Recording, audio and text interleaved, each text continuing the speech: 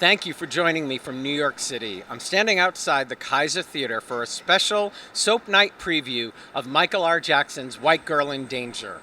Stay tuned for a special episode of The Locher Room featuring interviews with Michael and two of the stars of the show who have a deep connection to As the World Turns. You'll also find interviews with some of your favorite Springfield, Oakdale, and Llaneview residents who are coming out tonight to support Michael and White Girl in Danger. So sit back, watch the show, and do yourself a favor and go see White Girl in Danger.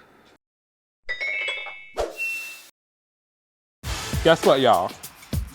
White Girl in Danger is a Black musical. We're here! If you're ready for White Girl in Danger, say White Girl in Danger! I'm sitting here with Eric William Morris, who is starring in White Girl in Danger, playing Scott, Zach, Matt. Yes! Nailed it. How did you get involved with the project? I've been involved with the project for a while, actually. Michael R. Jackson, our brilliant writer, I started singing some of his music, I'm going to say 2011 or so. It's been a pretty long time. I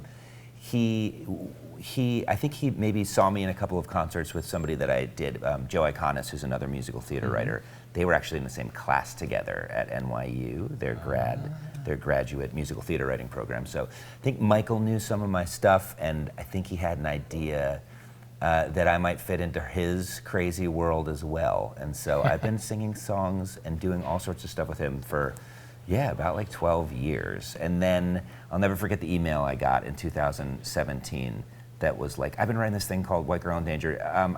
We're doing a reading, it's a concert out in Long Island and then at Joe's Pub, and I really think you'd be great for this stuff. And I just remember answering without reading the script, just being like, yes, whatever journey you're going on, I'm absolutely gonna go with you. So I've been a part of this since 2017, but in Michael's world for a pretty long time. Yeah. That's amazing. When you read it, Yes. tell me about Yeah. reading this play. Well, what's such a pleasure about this is that it has developed in such a wonderful way since I've been involved with it. When it was the first time we did it, the first time I was a part of doing it in 2017, I believe it was for the Jonathan Larson Award that Michael had won. We did a concert of it at Adelphi in Long Island, and I think total it was maybe like an hour and 45 minutes, something like that. There was probably like 10 or 11 songs, and like he was really working on these ideas and working with them. And then since then, specifically since like the top of the pandemic, he's sort of had a real chance to absolutely dive into the world he's created. So when you ask what it was like to read the script, it's like reading 5 different scripts. At this point, I think the script is so unbelievably brilliant and well thought out, and the points that he is trying to make are so well developed at this point that it's very exciting to hear audiences now be a part of it. But the first time I read the script in 2017, I think I mostly was blushing the entire time I read it, to answer. So initial reaction was like, I'm very excited to jump into this world, and I can't wait to say these incredible things on stage. Yeah. There might be some blushing tonight, for sure. I know. For sure. I know. How would you describe the characters you play? So I play Matthew Scott, Scott Matthew, and Zach Paul Gosselaar, who are the 3 boyfriends of our characters, Megan, Megan, and Megan. And they all live in a heightened world. We're all characters, essentially, on a soap opera called White Girl in Danger. And so in the 3 genres of Megan, Megan, and Megan, Matthew Scott is a very good boy, wants to rescue his girlfriend Megan, who's dealing with an eating disorder. Scott Matthew is the bad boy boyfriend of the bad girl Megan, the poor little rich girl. He's there to sort of like get into trouble with her. There's a lot of doing of drugs and all sorts of things with that plot line. And then Zach Paul Gosselaar is Megan's boyfriend, and we're pretty sure that he sleeps under a dumpster and has rabies, is sort of how I've started to feel about the character, but like in a sexy way. So those are the 3 characters, and what's really magical about, theater in general, but this piece, is that I get to do it in quick succession. There's times I'll run off stage, run back, and come in as another character like 3 different times, and it's just such a joy to get to do all that. Challenging? Yeah, but at this point it's just like, oh, I know, like the things that are like, will I get the costume on in time, are done. So now I'm sort of like, I know this is gonna happen and I can't wait to snap into the next guy. So challenging, but such a joy. Yeah. Well, very nice. Yeah. So you spent some time in Oakdale. I did in Oakdale. On As the World Turns. Yes, I did. As one of KCU's prison mates, Matt Yes, O'Connor. indeed. I can't imagine we had that much drama on As the World Turns that you have in White Girl in Danger. No, but I mean, my ultimate plot line on As the World Turns, which is magical about soap operas in general, is like they develop as they're writing them. I wasn't really sure why I was there, except to cause trouble in Casey's life. And then it turns out I had been hired by one of Margot, Casey's mom's old rivals, to essentially trap her and kill her. But I have a change of heart at the last moment and sort of ended up saving her. Who is that rival? Gray Gerard. Dominic Fumosa is the actor's name. Oh yeah, who was on Nurse Jackie. Nurse Jackie? Yes, Yeah. Because when I was looking at those Yeah. photos, I saw him and I was like, Yeah. I had no idea he was on our show. Yeah. And so like his plot line was like we kept showing up on street corners, and I couldn't really get an answer about what I was doing there or why we had anything in common until it came out that he was actually a character named Nevins who had popped up in As the World Turns a little bit like years before, and that he had yes. Right. So he had hired Yes. me to Yes. go and Yes, infiltrate the Hughes clan, Totally. and posing as like a really nice guy, but he had So had blackmailed You just me. rang the memory bell There you go. for me. Yeah. You just, well, please, you got to work with a lot of great people. I did. In Oakdale. I did. Ellen Dolan. Yes. What comes to mind? Just absolute fun, a joy to be with. I remember her keeping it so much fun on set all the time. A lot of my stuff was trying to suck up to Casey's mom, Margot, and she had a blast with it, and so did I. Are you I'm excited? very much looking forward to seeing her Yeah, tonight. I just she- found out she's going to be here, so she's Yep. going to be great. Absolutely. Yeah. Billy Magnuson. Yes, who's my running mate through all of that. I haven't seen Billy in a while, but he was great, and we were both like babies. I mean, like we were both less than a year removed from like school, so it was a big trip to be like, all right, we're on a soap opera. It was really, really cool. Yeah. And the late Marnie Yeah. Schulenberg. Marnie was a wonderful, wonderful human being, and I stayed pretty close with her and her husband Zach afterwards. And yeah, all of my stuff, you know, I was put there to infiltrate the Hughes clan, but my character ended up falling for Allison. Yeah, and she was so unbelievably welcoming. Like it could have felt awkward in anybody else's hands when somebody who's like new there has to have these intimate moments with a regular, you know, and she was just like a joy from the second I walked on that set, and she's a brilliant human being. So You said you had just come out of Circle in the Square. I did, yeah. What do you think you learned at As the World Turns that has helped you? it was like going to an entire other school. I mean, you, as you well know, you shoot an entire episode in one day, and so you get the scripts, you know, a week before. You show up at 6:30 a.m., you stage them until 8 a.m., you start shooting, and it taught me to be as prepared as I possibly could, because if you're thinking about anything else, you sort of get caught acting, you know what I mean? And so I had such a wonderful experience on As the World Turns, and it's some of the hardest stuff I've ever done. I mean, it's really, it keeps you like in it. You have to be prepared. You have to be ready for it. And I had such a blast doing it. That's awesome. Yeah. Thank you so much. Thank you so much. It's been a pleasure. Yeah. Break a leg. Have fun tonight. Have fun. White Girl in Danger. Weeknights. See the music of White Girl in Danger fully realized touches me more deeply than I could possibly imagine. For an audience to see this for the first time is gonna mean they're seeing something that's like ambitious, naughty, emotional, thoughtful, rambunctious, and audacious, and all the things. I'm sitting here with Molly Hager, who plays Megan in White Girl in Danger. Yes. Thank you for joining me. Of course, thanks for having me. Tell me how you first met Michael R. Jackson, because I know you've known him a very long time. I've known him for quite some time, since I think 2007. Michael wrote the main stage show at New York University, where I went, and where he went to grad school. And that's how we met. We started as collaborators and became friends, and now we're friends and collaborators. Hit it off right away? Yeah, I think so. Yeah, he's nodding his head. What's it been like watching his success through A Strange Loop and now starring in one of his shows?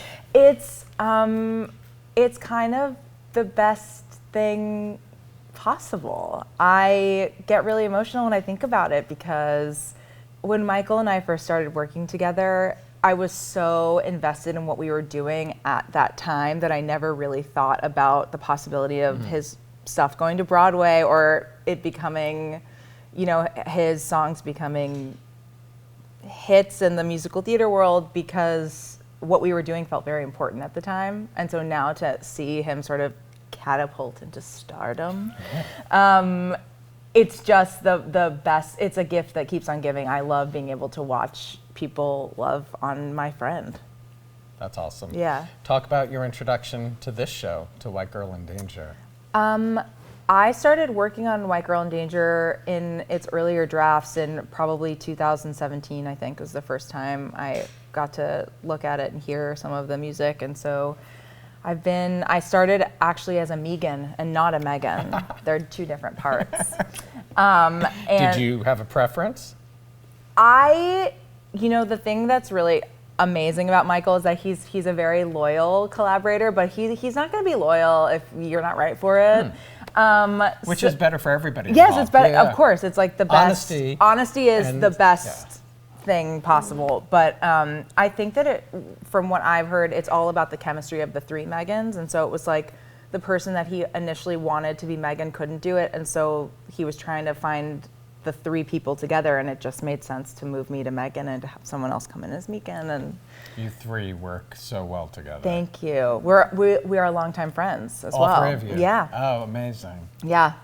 Elise and I went to NYU together, and Lauren, Marcus, and I have been best friends since probably 2010-ish. Yeah. Talk about NYU and its impact on your world. NYU. I mean, like, what are we talking about here? Like, do I need to, am I selling this, or like, what am I doing here? I mean, it sounds like it had a major impact. I mean, your friends. Yes. I mean, NYU was incredible because I feel like so many people working on Broadway and in New York City today went there. And so it was a really easy transition to go from school to the professional world. I just knew where I was going. I knew a lot of people who were working. But I feel like the greatest gifts that came from it were the people and like my experience, like meeting Michael and getting to work with him my senior year. But other than that, like, NYU's fine. So in the Playbill, yeah, you wrote a beautiful note to your mom. You say, "My mama, my real life soap opera queen." Yes. Terry Garber. Yes. Was there any doubt you'd follow in Mom's footsteps? I think that growing up in Los Angeles and having my mom be this beautiful actress, and then my dad was a grip and worked behind the scenes, I didn't know that there was another option. I feel like I just sort of grew up being like, well, yes, we're actors. That's what we do. So it wasn't necessarily about following in her footsteps, although that is what it is. It was more just like, oh yeah, no, I like to do this too, and this is what people do, right? And it's easy. Like, this is what we all do, right? All kids do this. All kids do this. All kids grow up and go do this. Yes, yeah. Is there one piece of advice Mom has given you over the years that has stuck with you? I'm trying to think. My mom has just always been such an incredible cheerleader and supporter of mine, and I wouldn't really say that there was one piece of advice that sticks out, but what's really lovely is she has really allowed me to blossom into my own artist and not trying to make me like her. Having a cheerleader is it's the biggest benefit to anything. I know. I almost wish that my parents were really against this life, because it is hard. Let me tell you, it is not easy. I've been talking to your mom about this. I know she's very excited. Yeah, she's super excited. She's coming tonight. She picked out an outfit. I'm very excited to see it. Does it make you nervous at all? I always get nervous when I get nervous every night. I'm nervous right now. I probably have a rash. Do I? I probably do. I get nervous, but she is so supportive that I almost am like, I couldn't have been that good. I'm like, you could tell me that it was like fine. And she's always like, no, it was incredible. It's like, okay. Well, I heard your dad came already, right? No, he's not allowed. Oh, I thought you said your dad came. No. Her husband came. Oh, sorry. Not dad. Oh, that's Sorry. fine. It's fine. Okay. Yeah, no, he came. He loved it. yeah. But yeah, no, my dad hasn't come. I think that he is going to come. I've really tried to like warn him because Is this gonna make him blush? I think it'll make him blush. When I did Only Children, which is Michael's show at NYU, I told him he wasn't allowed to come. And my stepmom came and she said, like years later, told me that she called him from a bathroom sobbing, being like, "It's so good you didn't come because you wouldn't be able to handle what she's doing." I think he says now he's like now you're older, it's fine, it's not a big deal, but we'll see. I think he's gonna come. That's amazing. Yeah. Thank you so much. Thank you. Break a leg tonight. Thank you so much. That girl never finishes her dinner. She's so thinner, and she pays her time, but she's a white girl in danger. I am sitting here with the creator, the writer, the genius behind White Girl in Danger. Michael, thank you so much for having me tonight, and thank you for putting an homage to one of your favorite genres together. Thank you so much for being here, Alan. It's a pleasure to be here with you. Tell me what this night means to you. Going back to watching soaps with your great Aunt Ruth, and now you're putting on an evening for the soap stars sort of you grew up watching. I mean, this is like a childhood dream come true for me. I get just emotional thinking about it because soap operas were such an important part of my childhood development and sort of understanding of the world and storytelling in a lot of different ways. And so many of the people who I know are coming tonight are like this weird sort of extended part of my like family and my imagination. And so it feels like a weird sort of family reunion, even though none of them really know me at all. So I get to sort of like, bring this sort of fantasy world to life in a strange way. So I'm excited for that. Well, I'm excited for you to meet them all. So Yes. that's going to be. Well, talk about. I love. We've done this a few times. Talk about watching with your great Aunt Ruth and what I'm really asking. Go through that lineup. Yeah, so when I was a little kid, before I was old enough to go to school, both my parents worked. So instead of getting me like a daycare, my mom dropped me off at her Aunt Ruth's house, my great Aunt Ruth. And, my great Aunt Ruth was probably 65 years older than me or something like that, or 60 years older than me. And so we had nothing in common, and there was no other children around. There was nothing for me to do other than to sit and watch television with her, which is what she did most of the day. She was retired.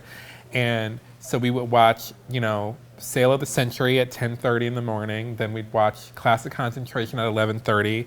Then we watch half an hour of Young and the Restless at 12:30. Then we'd switch to Days of Our Lives at 1, Another World at 2, Santa Barbara at 3.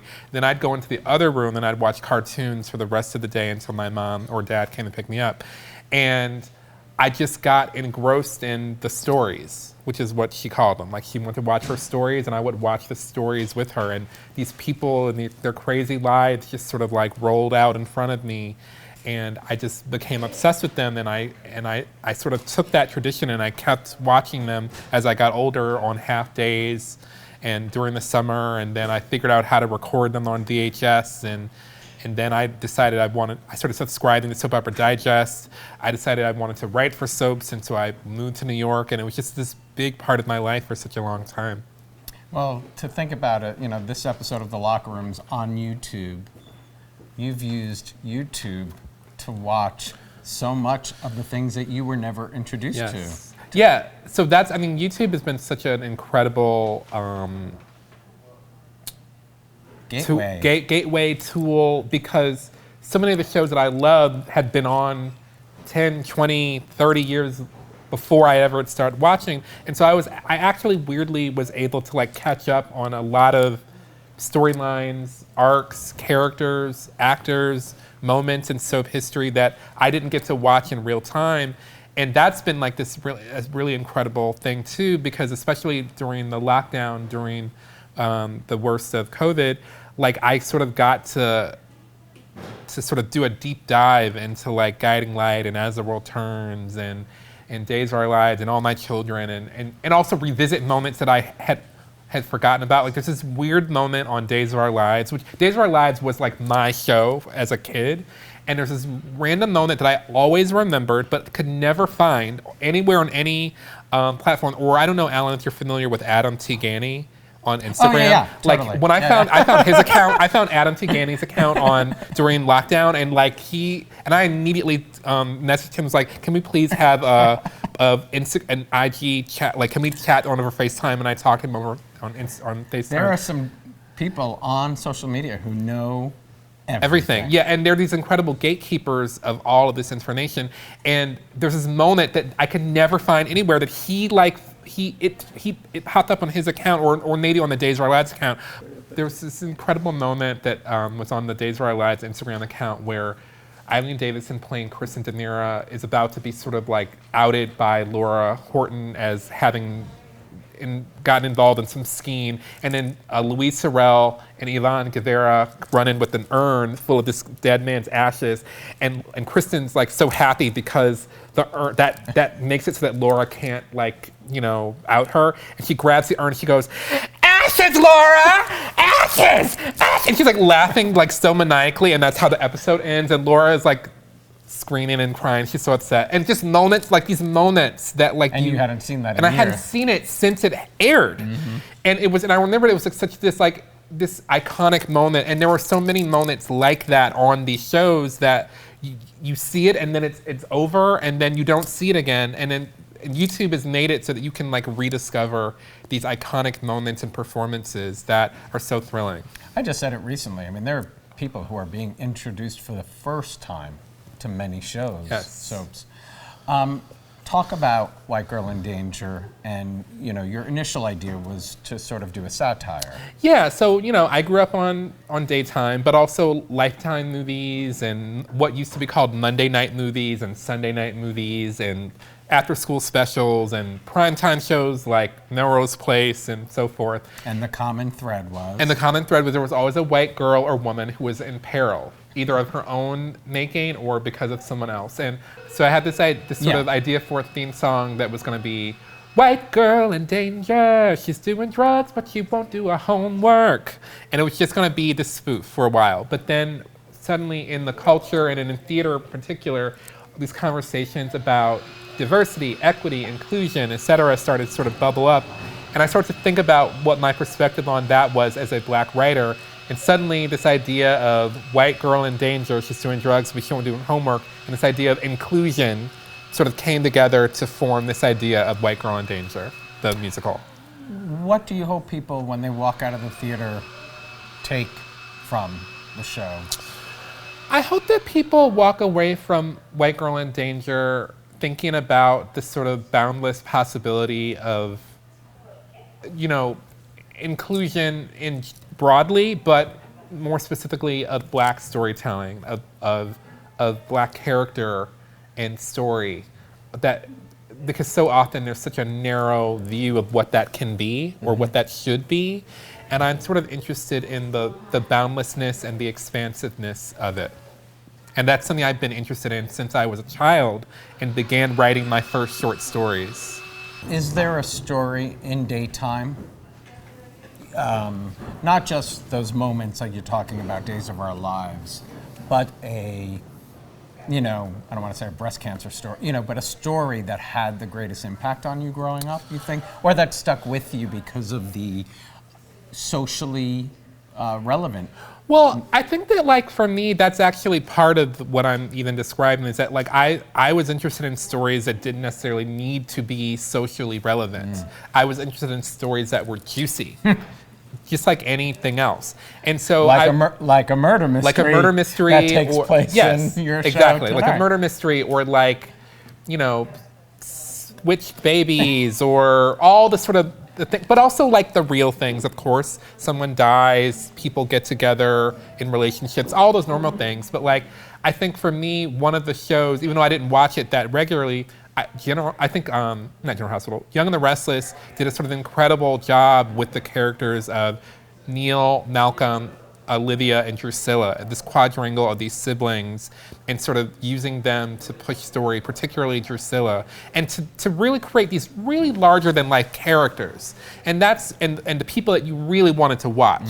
And I think that was like one instance of that. There were other moments that I noticed on other shows with like characters like, she's a sort of obscure character now, but like on Days of Our Lives, Nurse Lynn was this sort of minion of Sammy Brady's in the early days of Sammy trying to make Austin love her for like 5 years, who was a very interesting character who I always was like, oh, there's something about her that's like fascinating, and I wish that they would like have her do more. And so it was always stuff like that I was looking for in terms of the Black storytelling. So then like when I started watching One Night to Live, R.J. Gannon, I was like, that's like he was a sort of like kind of villainous, but like Black character, but he also had another side to him. And I was fascinated with that. And I was like, what more can he do? Anytime there was something where somebody was like living in some sort of gray area, that was where I wanted, that's where my eye was drawn. When you talk about inclusion, do you think, was it Young and the Restless that you think did it best, or is there a show that you... I mean, it's hard for me to say the best or the not best, because it's all relative to whatever the story is, and it's all relative to the people who are on the canvas. I just think that Young and the Restless had a sort of long-running very strong Black characters who were very integrated into the storytelling, and who weren't always necessarily making the right decisions. Because oftentimes with Black characters, what will happen is they're there to be the moral center of the universe. And that's no fun at all. I mean, it's nice to like have those moments, but then they gotta like mix it up. That's where those are the people, that's where the action is.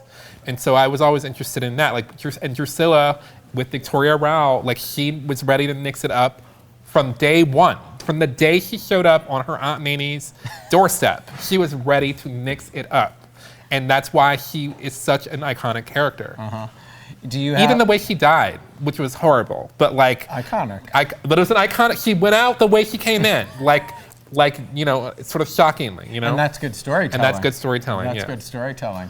Do you have a favorite moment in White Girl in Danger, or favorite number? I'm not gonna say what the favorite number is, but it's one of the sort of staples of soaps is a cat fight, and we have our cat fight moment, and every time that comes, every night I watch it, I never want it to end. It's so funny to me, but it's funny, but also like there's really high stakes to it, so it's not just like a comic moment. It's also a comic moment with like teeth to it, and it's. I mean, I have so many other favorite moments, but that one I always like my body like reacts to it because I'm like, yeah, they're about to do that thing, that thing that like all those shows used to do. Correct. So I love that. Michael, thank you so much. I'm looking forward to tonight. Yes, thank you, Alan. We had a lovely conversation.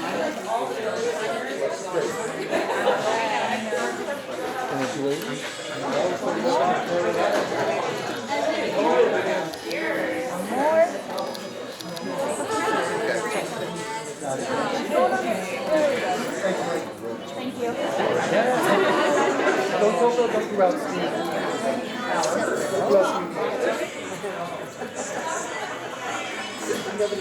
Michael R. Jackson, correspondent for the Locher Room, here with Alice Barrett and Anna Holbrook, who are two sensational stars from Another World, which is a soap opera that I loved so much as a child. And I just want to thank you all for coming and ask you very quickly, sort of like, what are some of your favorite memories from Another World? Whoa. I know that's a loaded question. I'm going to be honest. There's so much that I can now go on YouTube and see, and I can't believe it because I don't remember doing them. But I do like, my favorite moments were when we were just goofing around. And when they went to roll, David Forsythe put an arrow through his head, and he was in a coma. And that's my favorite moment. And the camera, you know, it's that solemn thing, and it goes along. And then David, you know, it's like this, and I'm sad and crying over him, and then the booth starts laughing, so we're good. Yeah, and you both had like sort of iconic couples relationships, like with Cass and with John. Like, what sort of made those relationships work on screen, like, and on the show, do you think? good friends. I mean, we had the distinct advantage. It felt like a disadvantage at first, but you realize in retrospect what a tremendous advantage it was. We were the one show that shot all the way out, what at that time seemed like out in the boondocks of Brooklyn, and everybody else was in Manhattan. And because we didn't have the freedom to sort of go in and out of the studio all that much, there wasn't that much around to do.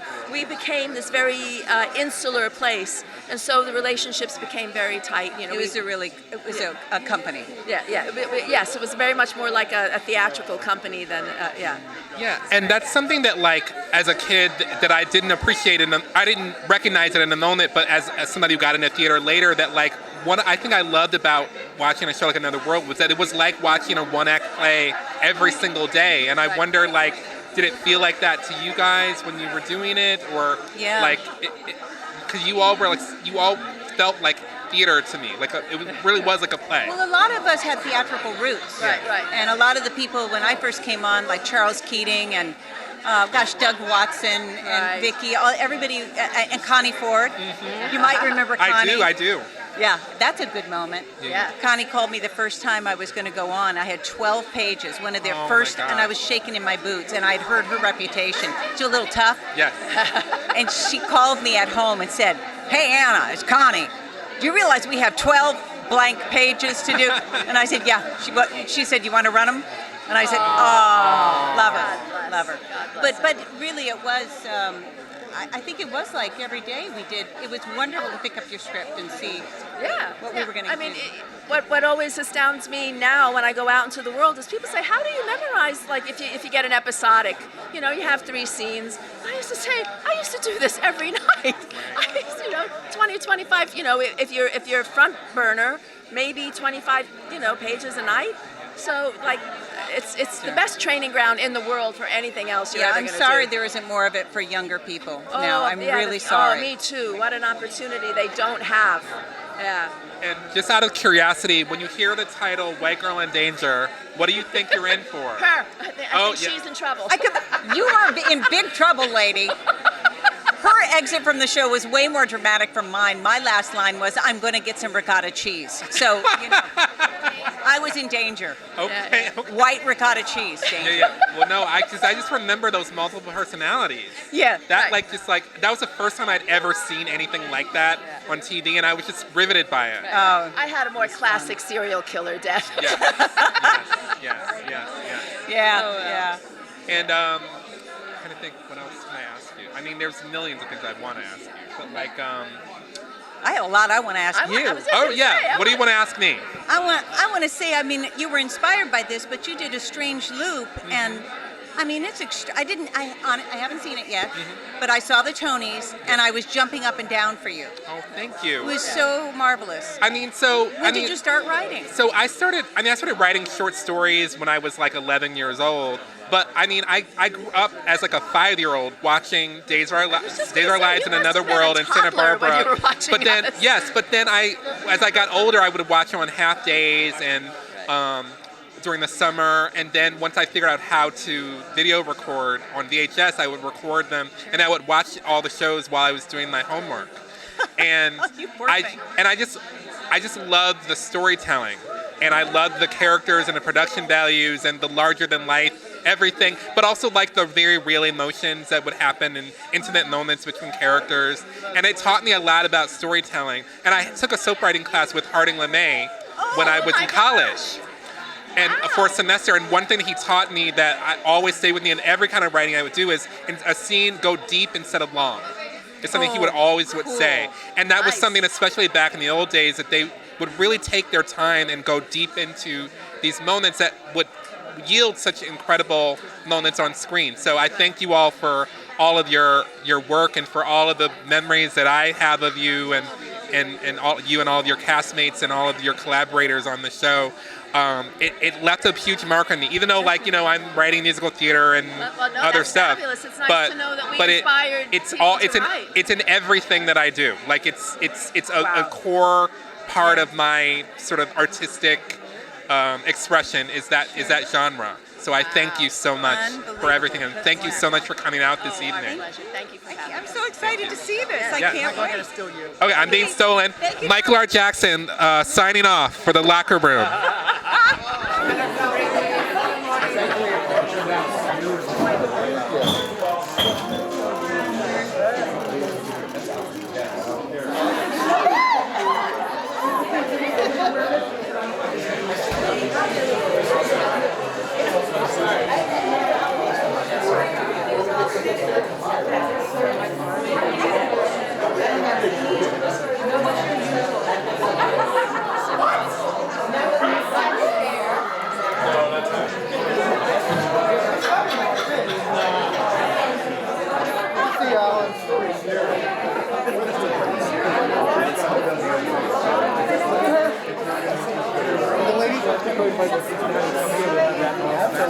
I was just asking Ivana and Sharon if they grew up watching soaps.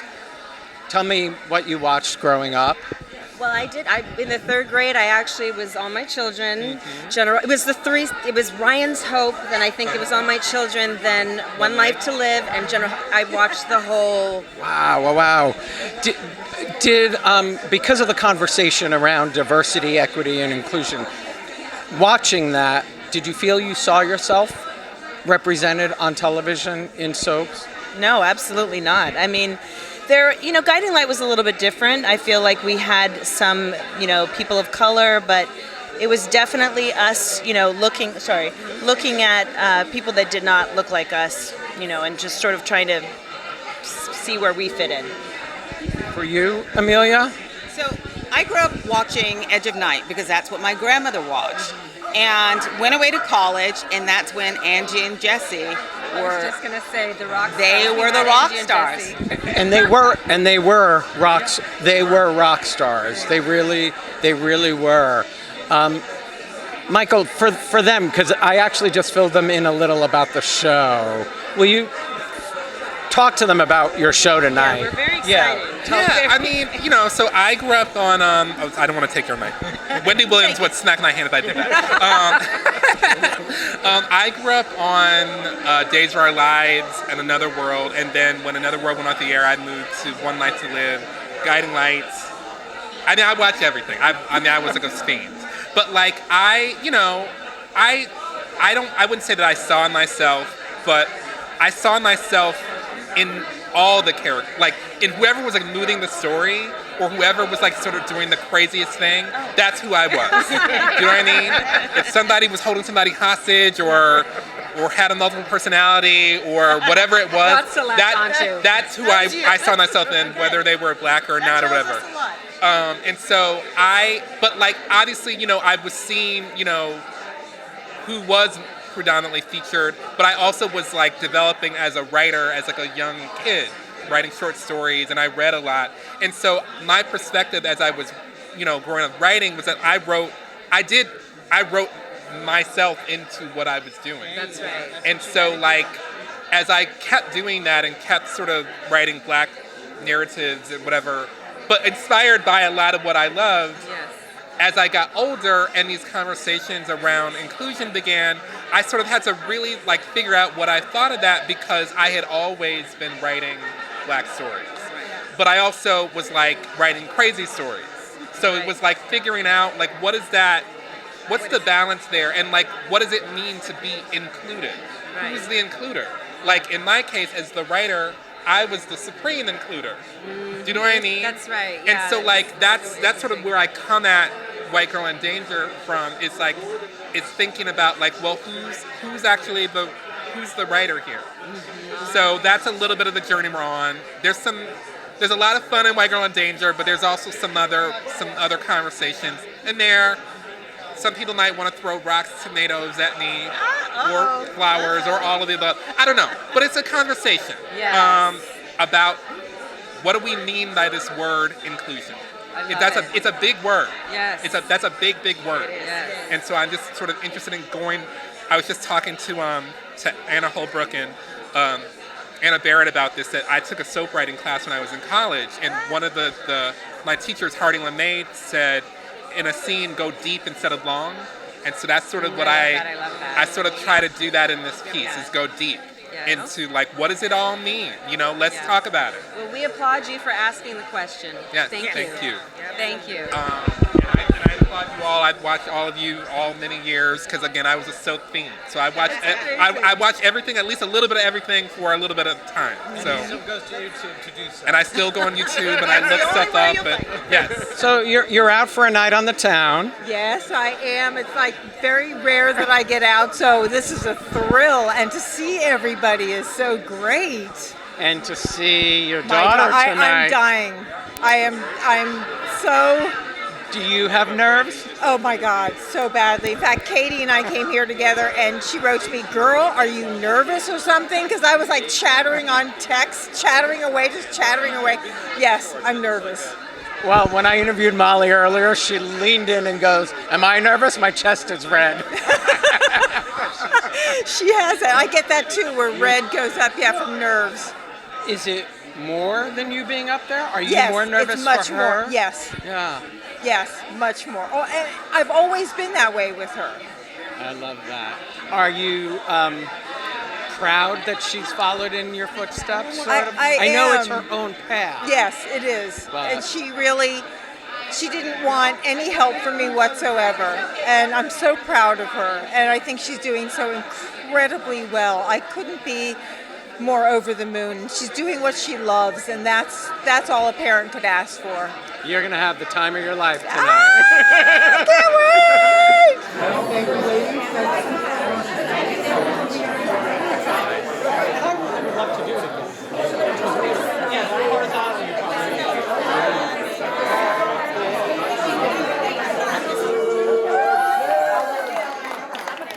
I'm standing here with Ellen Dolan from As the World Turns, talking about Eric William Morris, the star of White Girl in Danger, one of the stars. Reliving Mr. Morris. Yes. Reliving Eric's time on As the World Turns.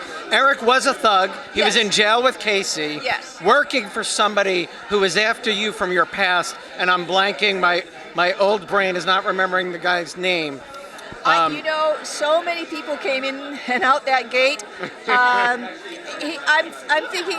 thinking of a different storyline. I can't remember who. Big Irish guy. Yeah, I can't remember. But what do you remember? Different thug. Different thug. What do you remember about Eric? You just told me I can't tell you. Is what I remember about ED. He always enjoyed my initials, ED. We'll let everybody figure out what that is. Figure that out yourselves. How have you been? Good, great.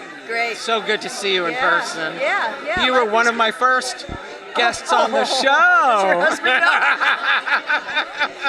Oh, that's right. On You your were. show. That's when we were out on the island. It's 3 years. Yeah. That was Crazy. a long time ago. Long time ago. I'm better on camera now. But we moved together. I know you did, upstate New We're York. upstate, and I'm still writing, and life is good. It's good. Going right along. Thank you so We're in much. negotiations.